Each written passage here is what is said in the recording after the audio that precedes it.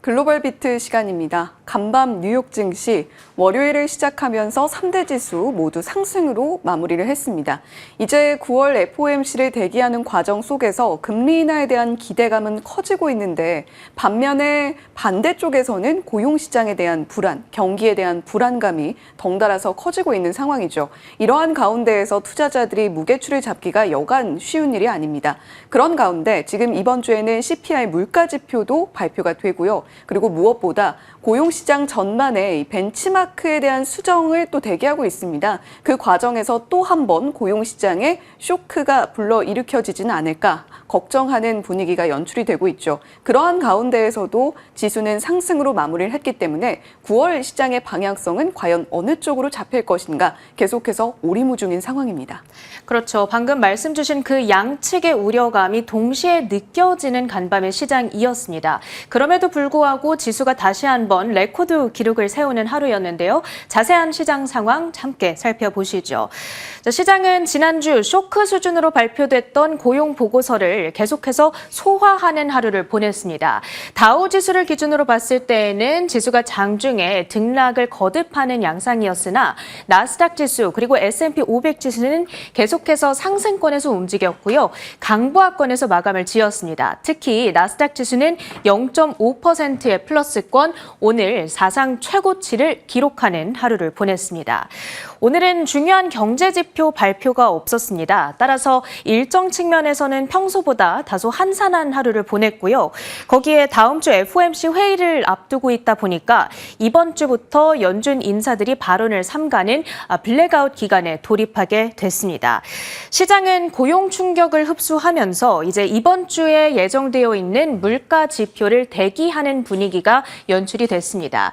수요일에는 생산자 물가지수 PPI가 예정되어 있고요. 목요일에 소비자 물가지수인 CPI 지수가 발표될 예정입니다. 현재 시장에서는 헤드라인 CPI 2.9%, 근원 CPI 3.1%를 점치고 있는 상황. 만약에 이 예상보다 실제로 더 높게 나온다면 연준은 금리 인하의 폭에 있어서 신중해질 수밖에 없겠죠. 실제로 간밤 버던스 캐피털 측에서는 물가가 이번 주에 예상보다 높게 나온다면 연준은 매파적 인하를 단행하면서 물가 안정 목표를 다시금 강조하게 될 수 있다. 그렇게 된다면 연내 그리고 내년도 인하 횟수에 있어서 시장의 베팅도 조금 더 신중한 쪽으로 되돌림이 나올 수 있다라는 생각을 해봐야겠습니다. 그런 한편 시장 일각에서는 경기 둔화에 대한 우려감은 계속되고 있습니다. 간밤 국채 가격이 급등하면서 특히나 30년물 금리를 기준으로 급락세가 두드러졌는데요. 30년물 금리는 9bp가량 급락하면서 4.685%대까지 뒷걸음질을 치고 있습니다. 지난 4월 말 이후 최저 수준까지 떨어진 거고요.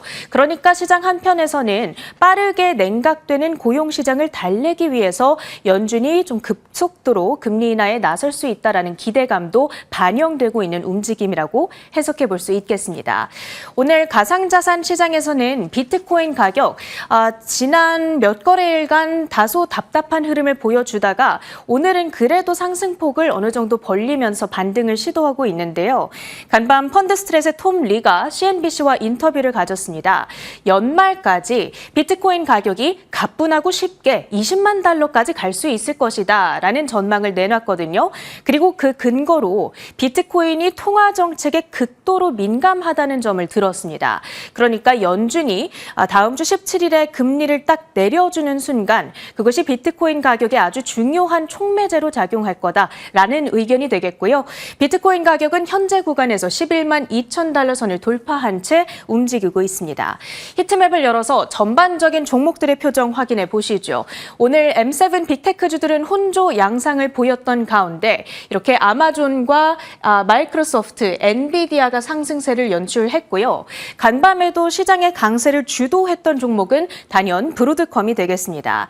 브로드컴 3.3% 7%의 상승 마감이었고요.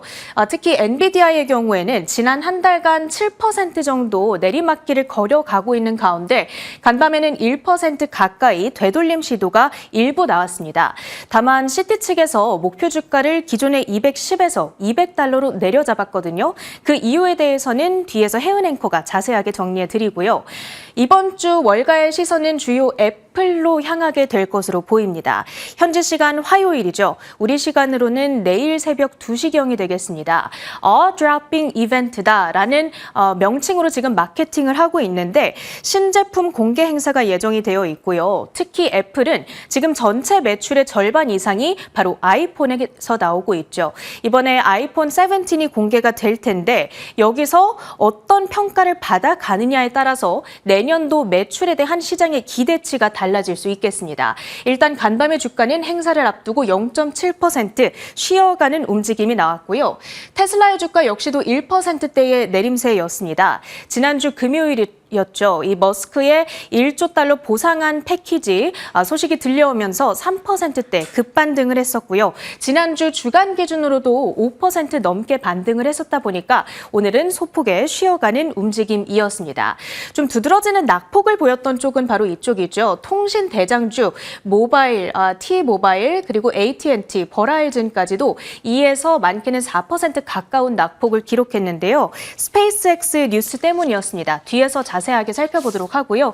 주요 종목들 나왔던 이슈들 먼저 확인해 보시죠. 먼저 엔비디아입니다. 젠슨 황 CEO가 트럼프 대통령의 영국 국빈 방문에 동행한다라는 소식이 들려왔습니다. 원래 젠슨 황 CEO는 잘 아시다시피 이런 정치 행사에 잘 참여하지 않는 인물로도 잘 알려져 있거든요. 그런데 최근 트럼프 대통령과 급속도로 가까워지면서 이 엔비디아에게 닥쳐 있는 지정학적 불안정성을 완화시키려고 애를 쓰고 있는 모습이고요. 특히나 미국의 수출 불허로 중국 본토 업체들이 중국 시장을 장악하고 있는 가운데서 이 중국 시장을 유지하기 위한 행보로도 풀이가 되고 있습니다.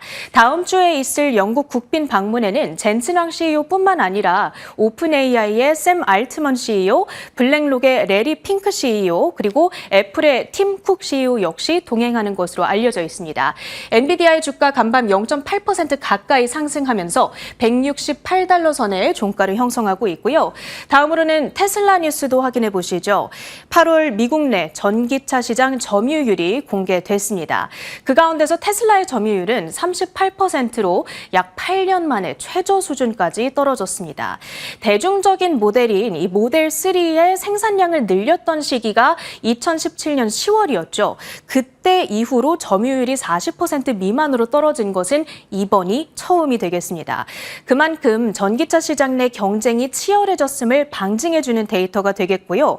이제 9월 말에 세액공제가 미국 안에서 종료된다면 전기차 판매량 자체가 급감하게 될 텐데 그 이후에 나타나게 되는 점유율, 파이 싸움도 잘 지켜봐야 될 것 같습니다.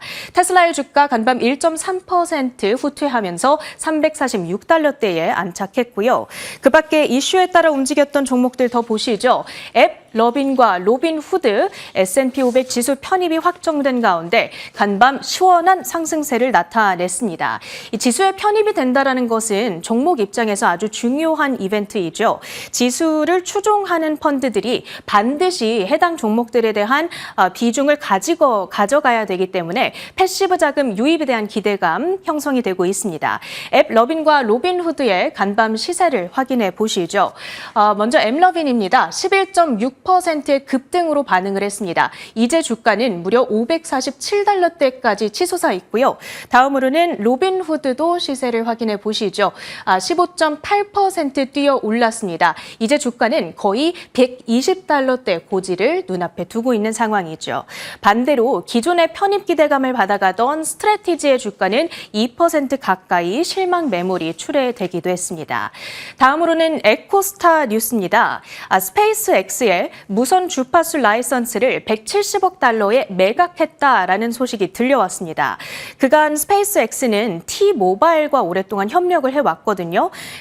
그런데 이제 자체 라이선스를 보유하게 됨으로써 기존의 통신사들과의 협력은 의존도는 줄어들 수밖에 없게 되는 거고요.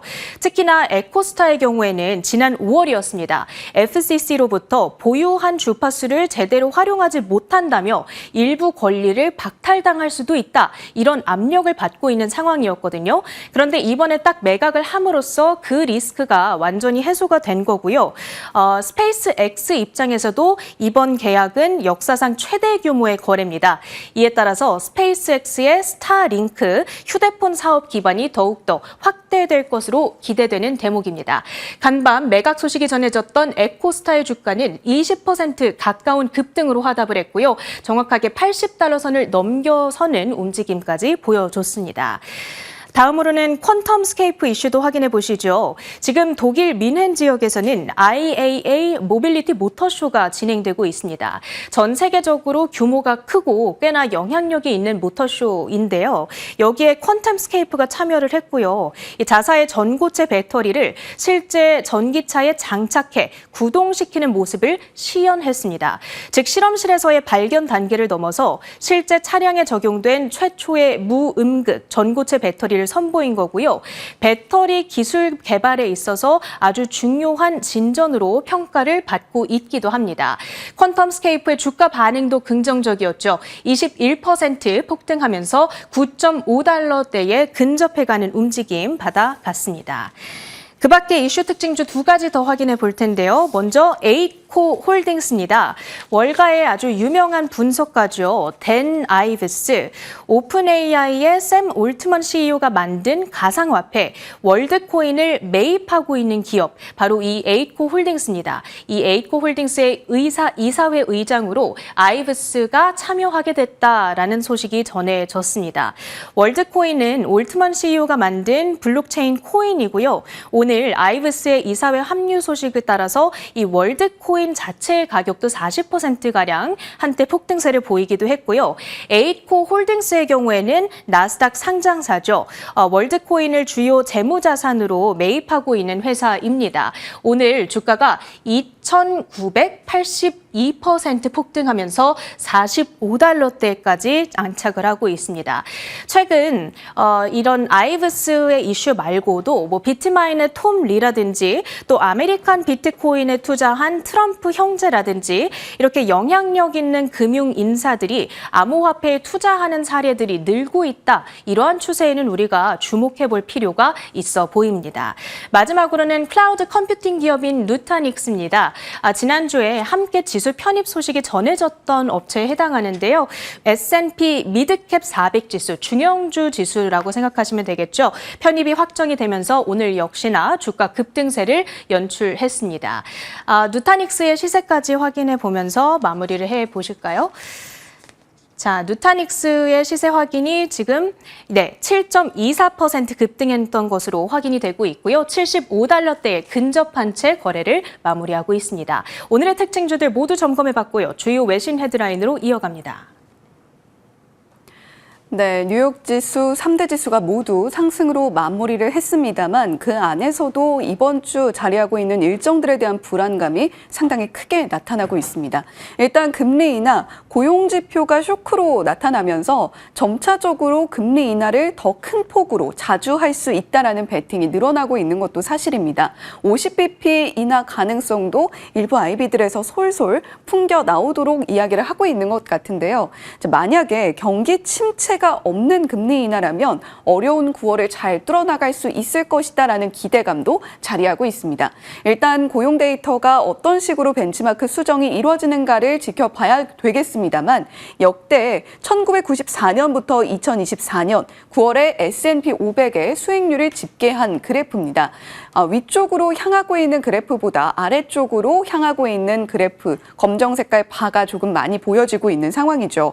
연준이 비경기 침체 상황에서 금리 인하를 단행한 경우는 1998년, 2001년, 2007년, 2019년, 2024년 지난해가 되겠습니다. 자, 이렇게 이러한 비경기 침체 상황에서 금리 인하를 단행했을 때 수익률이 어땠는가 들여다보면요. 9월 성과가 상대적으로 방어를 해줬거나 그러니까 9월의 낙폭이 상당히 제한됐거나 오히려 플러스 수익률을 기록했다라고 보여지고 있습니다. 지금 연하게 회색으로 보여지고 있는 시기가 연준이 비경기 침체 상황에서 금리 인하를 단행했던 시기고요. 이때 당시를 보시면 1998년에 오히려 9월 증시는 상승했고요. 그리고 2001년에서 2007년 당시에도 상대적으로 선방하는 모습을 보여줬습니다. 그리고 지난해엔 전반적으로 증시 상황이 좋았기 때문에 회색 음영으로 연하게 칠해진 부분 가운데에서 9월 증시가 상승하는 모습으로 마무리하는 모습을 나타내기도 했죠. 자, 이번 올해는 과연 9월이 FOMC 이후에 어느 쪽으로 방향성을 잡을 것인가 궁금해집니다. 다음 장 이어서 보시면요. 자, 그렇다면 지금 고용 데이터 어떤 게 문제인 걸까요? 9월 BLS 고용보고서 쇼크로 인해서 연준 금리 인하 확률이 올라갔습니다만 BLS가 발표하는 미국 노동통계국이 발표하는 데이터 자체에 대한 신뢰도 논란이 상당히 커지고 있는 상황입니다. 글로벌 IB들에서는 8월 고용 데이터 BLS 고용보고서가 22,000명가량의 일자리 증가를 발표를 했고 시장의 예상치보다 훨씬 더 낮은 고용 데이터를 발표한 데 대해서 상당히 우려감을 드러내고 있습니다. 6월에서 7월 합계로 2만 명가량이 또 추가로 줄어드는 모습을 나타내기도 했는데 실업률이 현재 4.3% 최근 4년 내 최고치 수준을 기록하고 있는 모습이죠. 이렇게 고용 데이터가 지속적으로 수정되고 하향 조정이 된다면 지속적으로 실업률이 치솟는 것에 대한 위기감을 우리가 분명히 가져야 된다라는 이야기를 하고 있는 겁니다. 주요 IB들에서는 BLS 벤치마크 수정 이제 곧 있을 텐데 2024년에서 2025년 고용 통계가 최대 80에서 100만까지도 일자리 감소로 대폭 하향 조정이 가능하다라고 이야기를 하면서 이 부분에 대한 경계감을 크게 키워야 된다라고 이야기를 하고 있습니다. 자, 다음 장 이어서 살펴보시죠. 자, 뉴욕 연은 가계조사에 따르면 고용 전망이 악화되고 있다는 것을 이번 데이터를 통해서도 확인할 수가 있습니다. 새로운 일자리를 찾을 수 있겠다라는 기대감이 점차적으로 줄어들고 있다는 이야기인데요. 지금 이 기대감 자체가 44.9%로 나타났습니다. 2013년 조사를 시작한 이래 최저치를 기록하고 있고요. 고용 동향 지수도 107.55에서 106.41로 내려가고 있습니다. 이는 향후 실업률이 더 높아질 수 있다라는 반증이기도 하고요. 1년 기대 인플레이션도 0.1%포인트 소폭 오름세를 나타냈고요. 3년 기대 인플레이션, 5년 기대 인플레이션은 이전 수치와는 크게 변동이 없었다라는 점은 함께 참고해 보셔야 되겠습니다. 일단 단기 경제 전망을 굉장히 좀 어둡게 하고 있는 뉴욕 연은의 가계조사 결과였다라고 보시면 되겠고요. 다음 장 이어서 바로 보겠습니다. 자, 그렇다면 글로벌 전국 불안은 지금 현재 증시 상황을 도와주고 있을까? 전혀 그렇지 않죠. 프랑스 총리 신임 투표가 진행이 됐습니다. 바이루 총리가 사퇴하기로 결정이 됐고요. 마크롱 대통령 며칠 내에 새로운 총리를 임명하겠다라는 코멘트를 내놨는데 일단 프랑스 내에서는 재정 적자 확대에 대한 우려감이 치솟고 있습니다. 프랑스 국채금리 상승하고요. 유로화 약세 현상 함께 도드라지고 있는 상황인데 국제신용평가사에서는 프랑스에 대한 신용등급 하향 조정을 지금 고려하고 있다라는 이야기도 흘러나오고 있는 만큼 이러한 부분들이 국제 외환 시장에 영향을 줄 수 있는 아주 중대한 리스크다라고 살펴보시면 되겠습니다. 일본 역시도 지금 이시바 시게루 총리가 사퇴를 하면서 그 이후에 과연 어떤 인물이 일본의 또 지도자로서 역할을 하게 될 것인가에 대한 여러 가지 논의들 그리고 여러 가지 가능성들이 나오고 있는데요. 이러한 상황은 특히 달러당 원화 환율에 크게 영향을 미칠 수 있는 만큼 우리 증시 투자자분들께서도 계속해서 예의주시하실 필요가 있겠습니다. 자, 지금 이렇게 좀 글로벌 상황들 저희가 짚어봤는데요. 첫 번째 헤드라인 바로 이어서 살펴보겠습니다. 미국 정부가 삼성전자와 SK하이닉스의 중국 내 반도체 공장에 대한 장비 및 부품 수출을 연간 단위로 승인하는 방안을 검토 중이라고 블룸버그 통신이 보도했습니다. 이는 바이든 행정부 시절 부여된 무기한 수출 허가를 트럼프 행정부가 철회한 이후 글로벌 전자산업 공급망 혼란을 방지하기 위한 절충안으로 풀이됩니다. 해당 제도는 삼성전자와 SK하이닉스가 중국 현지 공장에 필요한 반도체 제조 장비와 부품을 매년 재승인받는 구조입니다. 트럼프 행정부는 기존 무기한 허용 체계를 폐기하는 대신 연간 평가 및 갱신 방식으로 전환하는 방안을 논의 중입니다. 네, VEU 철회에서 이제 연간 승인제 카드를 꺼내든 트럼프 행정부입니다. 참 여러 가지 쉽게 가는 법이 없다라는 생각이 드는 요즘인데요. 미국 정부가 삼성과 SK 하이닉스, 중국 반도체 공장에 납품하는 장비라던가 부품이라던가 이러한 부분에 있어서 수출의 연간 단위 승인을 검토하고 있다라는 내용입니다. 바이든 행정부 시절에 허용을 했던 무기한 수출 허가 VEU 철회는 올해 말에 이제 이뤄지게 되면서 일단 올해 말까지는 중국 공장에 장비나 부품이 들어갈 수 있지만 그 이후에는 매년 허가를 받아야만 중국 공장에 장비와 부품을 납품할 수 있게 된다라는 이야기인 거고요. 이 제도를 연간 사이트 라이센스 제도 도입이다라고 설명을 하고 있습니다. 중국 현지 공장에 필요한 장비랑 부품을 매년 재승인한다라는 것은 결국 매년 협상이 이루어져야 된다라는 것이고 미국 상무부 관계자가 지난주에 한국 정부 당국자들과 만나서 이러한 부분에 대한 논의를 진행했다라는 소식도 블룸버그 통신이 함께 전하고 있죠. 자, 그렇다면 실질적으로 디램과 낸드 플래시 시장에 SK 하이닉스와 삼성전자가 어느 정도 영향을 받게 될 것이냐, 이 부분을 좀 가늠해 보겠습니다. 메모리 반도체 중국 공장 의존도 이렇게 그래프상으로 봤을 때 아주 높아 보이지는 않다라고 생각을 하실 수도 있을 텐데요.